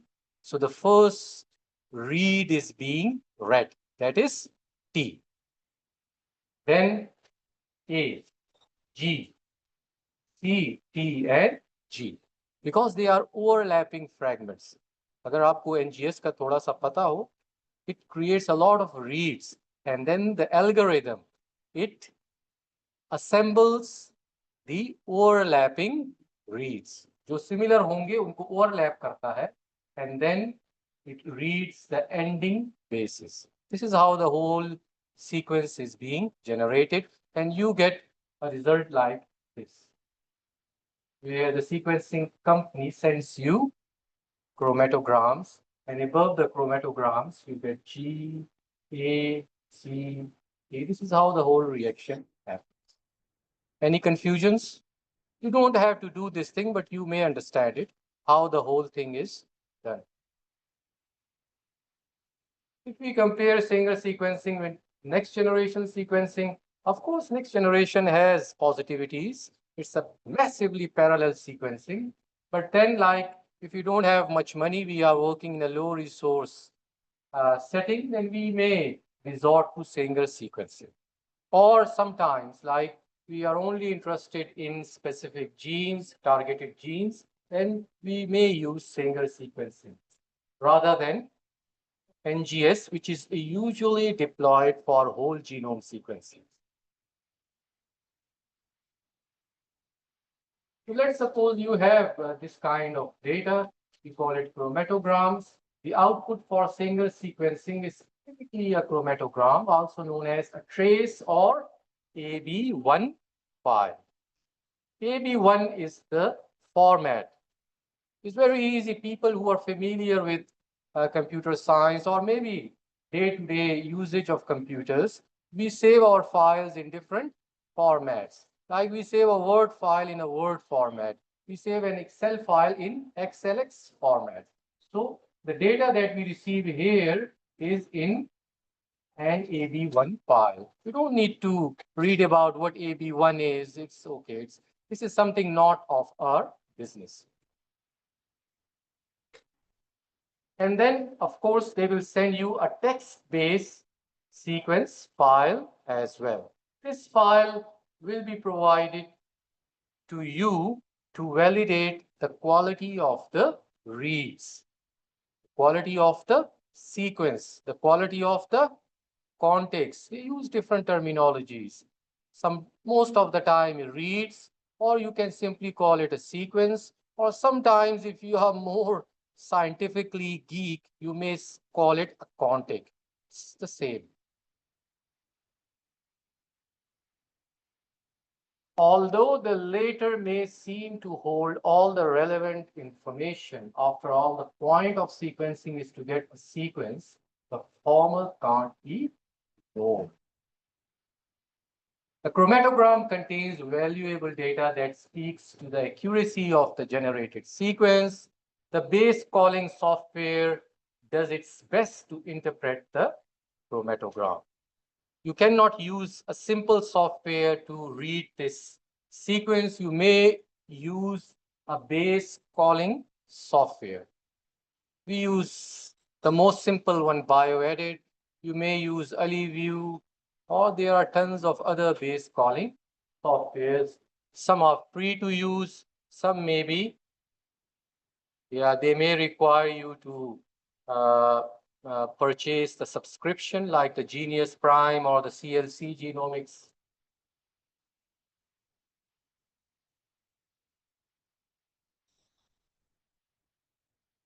So if we discuss the anatomy of a chromatogram, it's the same like what we receive in the qPCR. They usually turn the signals into relative fluorescence units. Signal intensity in relative fluorescence units is plotted over time, which correlates the base position. Here on the x-axis, we have time. On the y-axis, we have the signal intensity. अगर आपने graphs के बारे में थोड़ा सा पढ़ा हो तो आपको पता होगा कि x-axis पे independent variable होता है और y-axis पे dependent. So the signal intensity, it depends on time. Time doesn't depend on the signal intensity. The quality values are calculated for each assigned base, providing a measure of confidence in the base call. Now, for this, we will read in the next slides what is the confidence in a particular base call. So a chromatogram represents the migration of labeled sequencing products via capillary electrophoresis. When we do the simple amplification via PCR, we use a gel electrophoresis, where you cast a gel and then put your sample, and the sample moves in the gel. You visualize it by using any dye like ethidium bromide or whatever. But here in the sequencer, they use the same kind of electrophoresis reaction, but a capillary one. Capillaries in the body, जो blood channels होते हैं, they are small channels, pores. So in the same way, the sequencer employs microfluidics.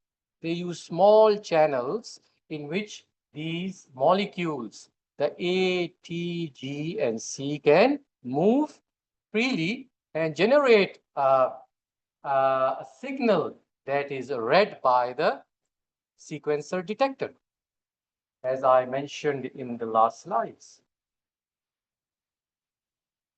Fluorescence is detected at the end of the capillary, and signal intensity from 4 color channels, each representing a DNA base, is plotted on the y-axis relative to time on the x-axis. So we usually see it's a 4-channel machine, it's a 5-channel machine. When you do the microscopy session tomorrow, you may see a fluorescence microscope with 5 channels. The channels are nothing but lasers. These lasers are used to excite the fluorophore.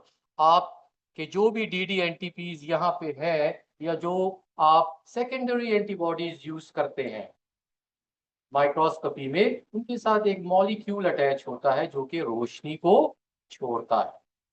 वो रोशनी हम आम आंख से नहीं देख सकते. We can only see that light under a microscope. that fluorophore will only emit light when it is excited. जब उसे excite किया जाएगा एक particular wavelength की laser से light से. That's what happens in these channels. You will use specific fluorophores. Most of the people who are familiar with microscopy, when they use primary antibodies and then they pick the secondary antibodies, they will pick secondary antibodies of particular, let's say, particular values, like they will pick a value 488 something or 582. It means that this particular fluorophore will be excited at a laser of 488 nanometer. तो जो excitement होती है वो उसी value के मुताबिक होती है.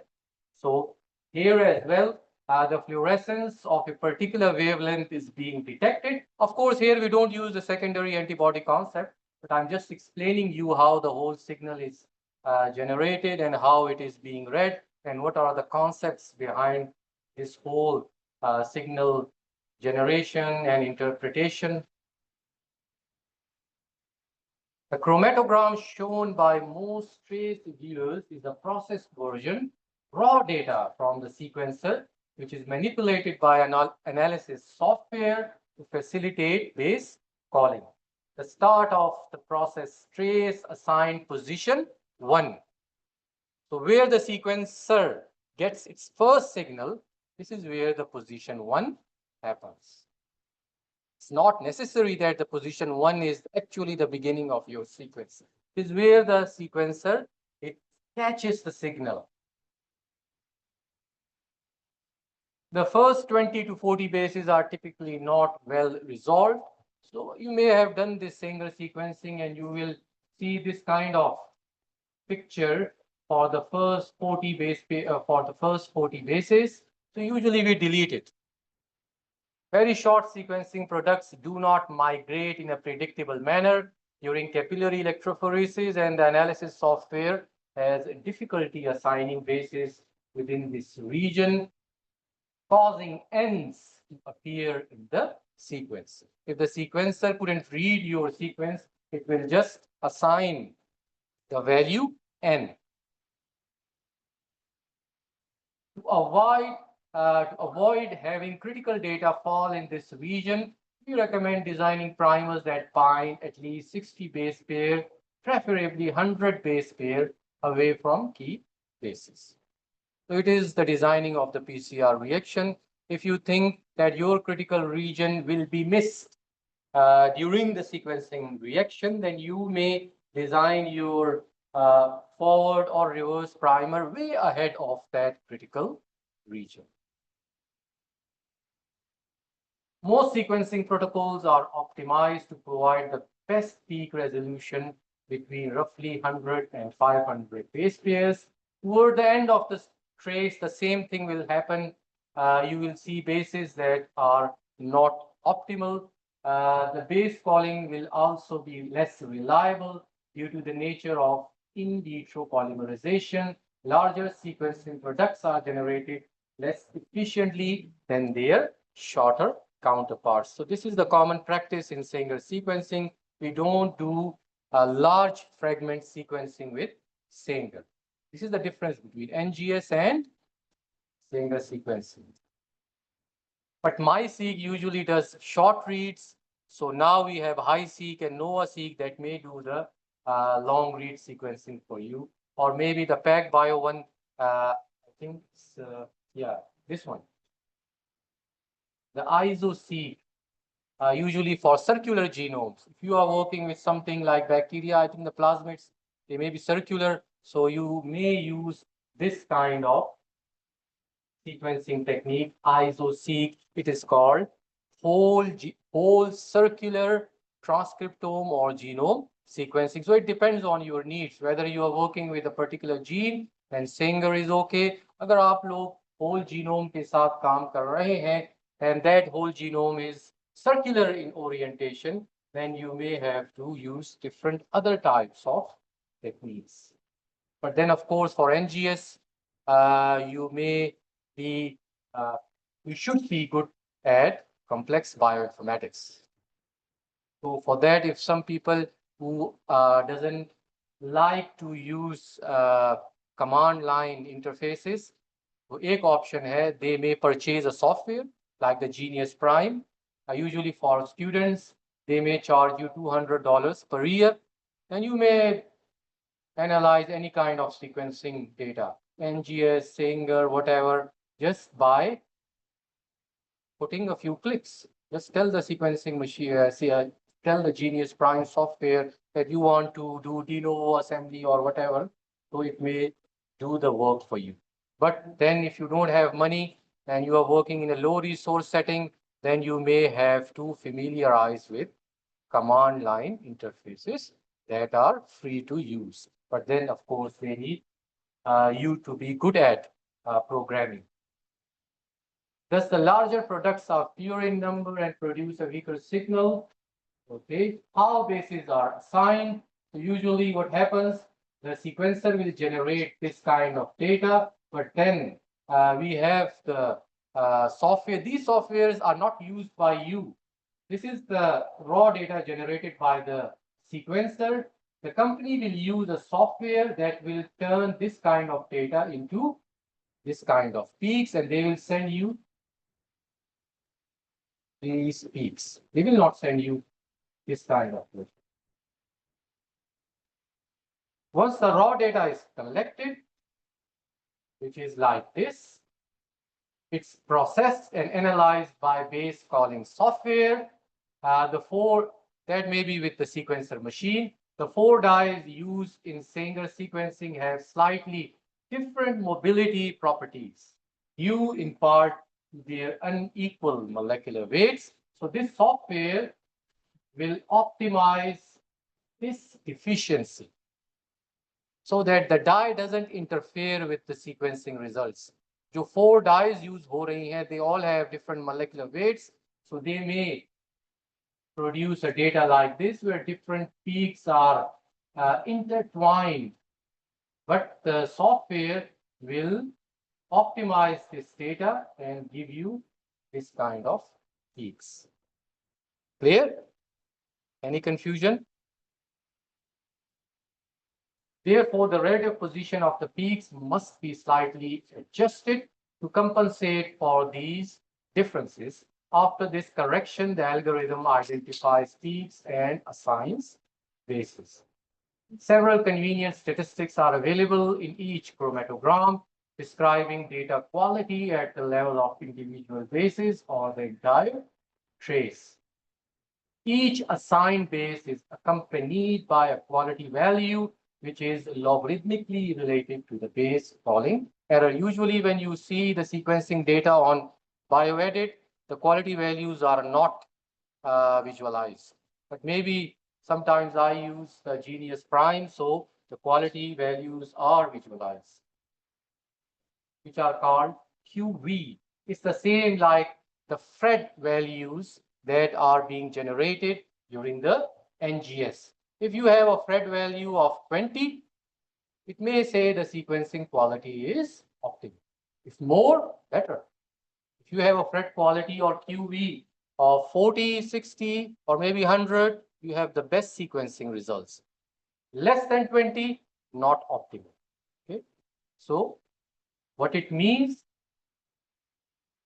if you have a value 20, it shows your assigned base has an error probability of 0.01. Very low probability of being read incorrect. 0.01 है आपकी जो probability of error है ये base incorrectly read हुई है. अगर 1 है तो it means there is a probability that it is being read incorrect. So these quality values will show you the quality of the reads. But as I mentioned, in programs like BioEdit or Mega, which are usually freely available, the quality values are not mentioned. For them, you only have to see the peaks, whether the peaks are good or the peaks are bad. So this is how the quality score is mentioned, like we have here, you see. So very good, and then 62, 49, 54, 42. So all these bases are very, very accurate. So usually for people who are familiar with NGS, you may see a heat map like this. From 40 till 100, you have a green surface. If your basis lies within the green surface, it means you have a good quality score. Okay? And then 10, 20, for 30, use caution, but less than 30, the sequencing quality is poor. But then remember this, if you have a value of 20, it means there is a lesser probability that this base is read incorrect. 20 का मतलब ये है कि बहुत थोड़ा chance है कि ये बेस जो है ये गलत रीड हुई है. अगर 40 है तो और भी कम चांस है, 60 है तो और भी कम chance. Generally speaking, traces with QS more than or equal to 40 have good quality. However, it is advisable to scan the chromatogram to confirm this. Many factors can lead to a poor sequencing, including suboptimal template quantity or quality, a heterogeneous mixture of templates, and structural features that interfere with the extension reaction. Usually don't think of all these possibilities. Usually we see an amplicon, a PCR product on the gel. If it gives us a good band, we just purify it, send it for sequencing. If we get the sequencing results, it's okay. If we don't get it, we will repeat the reaction. We don't think of like, what are the structural features? There may be certain, we don't have time for these things. Usually the guys or the girls who are working in a genomic company, or they want to build a career in genomics, they may think of these things because they want to learn this sequencing technology. We use the sequencing technology only. We are not, as a viral ecologist, as an epidemiologist, I'm not concerned with how the genomics is being done, but I know I have this knowledge of how this whole process is done. So the analysis software evaluates the running 20 base average of QV scores. Go into that. Average single intensity. Usually what here they have mentioned a software GeneWise. It's an software that is available. You may use it. Yeah, I'm concerned with this type of result. Intensity values are reported in relative fluorescence units. I told you this is the same as the qPCR melt curves. If you see the qPCR melt curves, you will see the RFU on the y-axis, the relative fluorescence units, which are plotted against time. Here as well, the RFUs are plotted against time. What are the key takeaways? Although many automated tools are available for analyzing single data, there is no substitute for visual inspection of the chromatogram. So in the end, you have to see the chromatogram. The highest quality data and thus the most accurate base calling will typically occur between positions 100 and 500 in the trace. Usually, using quality matrices enables you to objectively evaluate the data and determine the reliability of the output sequence. I briefly went through these slides because I have another lecture. We may finish it today. I'll try to finish that today. So if you have any questions, you may regarding the Sanger sequencing. You have any confusions? Yeah, yes. Okay. Okay, when you start the PCR reaction, it's a chemical reaction. अगर आपका chemistry का background, ठीक है, it's an amplification reaction. What you provide a template, which may be a cDNA or a double-stranded DNA. cDNA is most of the time single-stranded. I explained this to you in the lectures. Single-stranded. the first strand cDNA synthesis. So you give the DNTPs. In the normal PCR आप DNTPs use, क्योंकि DNTPs नहीं डालेंगे तो chain extend कैसे होगी? Primer आके attach हो जाएगा, पॉलीमरेज उसको एक्सटेंड करेगा using the DNTPs in the environment. The difference here, the Sanger machine, we use the DNTPs as well. So the DNTPs will be incorporated, but once randomly, it's not by choice. The polymerase will randomly select any DNTP, but sometimes, or in the single reaction, it will pick a DDNTP. Once it brings the DDNTP, that may be A or T or G or C, the chain extension will stop. And that fragment will go through the channel. And at the end of the channel, only the ending base will be read. वो सारा fragment read नहीं होगा, बल्कि वो ending base जो होगी उसको machine क्या कर लेगी? Read कर लेगी. Let's suppose that is T, तो machine note कर लेगी कि T uh. But then this reaction is being done on billions of fragments. आपके पास अरबों fragments होते हैं. So they are of different sizes. So at the end, they may be overlapping. एक में A, T, G, C, दूसरे में A और T, तीसरे में G और C. So the algorithm will combine these overlapping fragments, and all those signals will be there. And then a single consensus sequence will be generated. अगर chart होता है तो मैं आपको लिख कर बता दूं कि कैसे. So it's very simple. Still confusion है? If you have confusion, okay, say it. Yeah. We may go to the, let's suppose, I want you to understand this. Yeah, here. So you will have all these. Supposedly, here the fragment stops at T. But then remember, this fragment and this fragment is the same till T. Then after T, maybe यहाँ पे T DNTP वाला T आ जाए किसी दूसरे fragment में, और फिर एक A, तो T के बाद क्या आ जाएगा? A. फिर कोई तीसरा फ्रैगमेंट होगा, फिर कोई चौथा. So they are overlapping fragments. ये एक ही प्रोडक्ट पे ये सारा केमिकल रिएक्शन हो रहा. Clear? You may watch some videos available on the YouTube. If you have like further, you may come to my office. We will discuss this. Any other questions? Yes. What is the maximum read length in a second? This is like something debatable. Some people do it 1 kb, some people 0.5 kb, like 500 base pairs or 1000 base pairs. Yeah, it depends. It depends. Like we have different evolution of the Sanger machines as well. So you ask a particular company, what is your maximum strength? So they will tell you.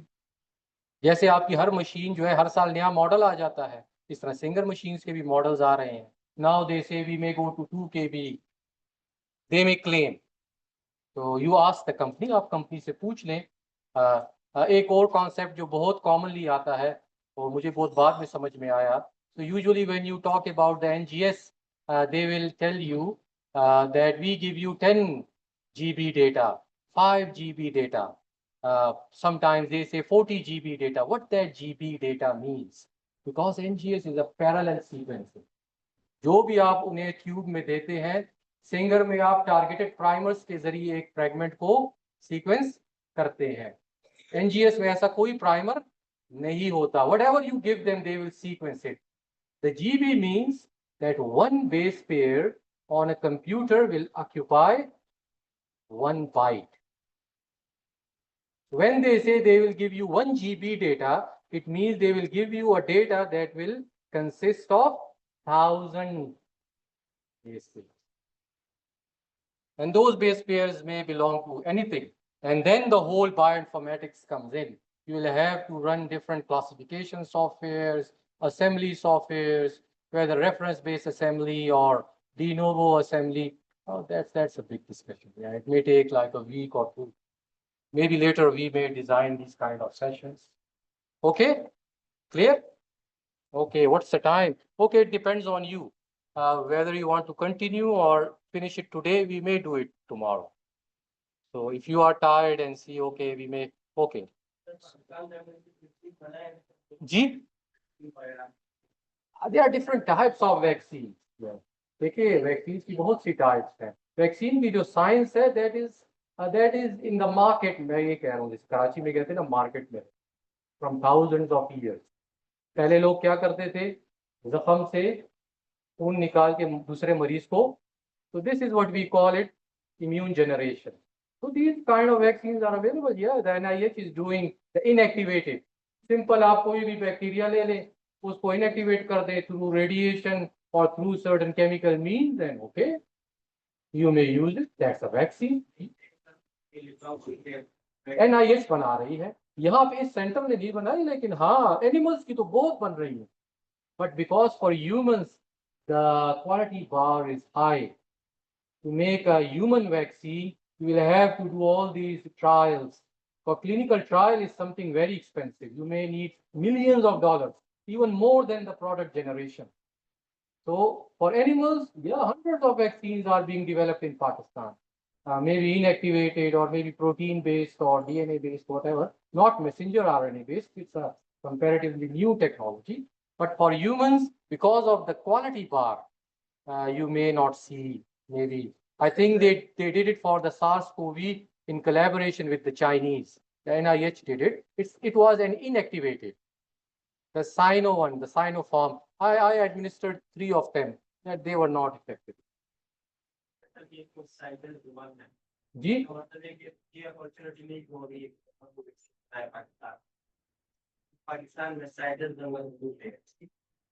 Centres बनना फजूल है देखिए नहीं आप बना सकते हैं मैंने आपसे कहा कि आप मार्केट नहीं कर सकते मार्केट कर सकते हैं may be you okay this is something like a different kind of question you may develop a very good formula okay rationally speaking अब मैं आपसे ये कहूँगी जैसे कल का मैच हुआ बस बर्बाद हो गए गोली मारो इन सबको we don't use that kind of language okay but okay you have done your PhD you have done your postdoc and you have developed a formula that you think is good. You have compared it with certain other vaccines, but then, okay, you don't have the resources to market it. For that, you may talk to international companies. Okay, they will do the clinical trial, but then you have to defend the quality of your product. आप Pfizer के पास जाएं और Pfizer से कहें मैंने ये vaccine बनाई है वो कहेंगे कि ठीक है आपकी क्वालिटी जो भी रीड्स हैं जो भी आपके पास डेटा है आप ले आए and you bring them the data वो कहेंगे हमारे पास तो इससे अच्छी प्रोडक्ट है ऑलरेडी तो देन ऑफ कोर्स ये तो एक बिजनेस है इट्स अ बिजनेस है but if somehow you did it and your idea was very good and your formula was very good by formula means your mixing was very good then you may like defend your product to them. This is the only way like okay we live in this world हम इस दुनिया में रहते हैं जहाँ ताकतवरों की बात चलती है ठीक है in this society so we may need to talk to this multinational companies to market our products but here like doing a PhD or doing a postdoc we do basic sciences we do basic science research so this is our job just to continue there science is a slow thing Tesla ने 1919 में ये कहा था कि हम एक दिन wireless phones पे बात करेंगे now we are seeing it in 2020 and 2010. Science is a slow process. Don't go for quick results. This is knowledge. तो पॉस्टर ने क्या किया था उसने वो गाय से वो फ्लूइड निकाला अपनी नौकरानी को लगा दिया That was the result of the cowpox vaccine. That was the beginning of that. And then people started research on these things. And so basic vaccine technology is simple, but then if you go to mRNA and other things, of course, you need expertise. You may have to go to good labs or you may work under people who are good at it and you may gain the knowledge and try out. Maybe हो सकता है किस्मत आपका साथ दे. So it's a matter of luck as well. But luck only favors those who work hard. घर बैठे बैठे तो कुछ नहीं. Okay. So we will see if you can come early. We can do the phylogenetic session. Okay. If you can manage to come like 9 बजे तक आ जाएं because there is some activity as well. I'll use some command line programs and the GUI programs to do multiple sequence alignment for you. So we may do it sometime, inshallah, tomorrow, whenever we pick a free like 30 minutes or 40 minutes. Okay? Any questions? Okay, thank you very much. Sorry, we couldn't provide you the lunch because of financial constraints.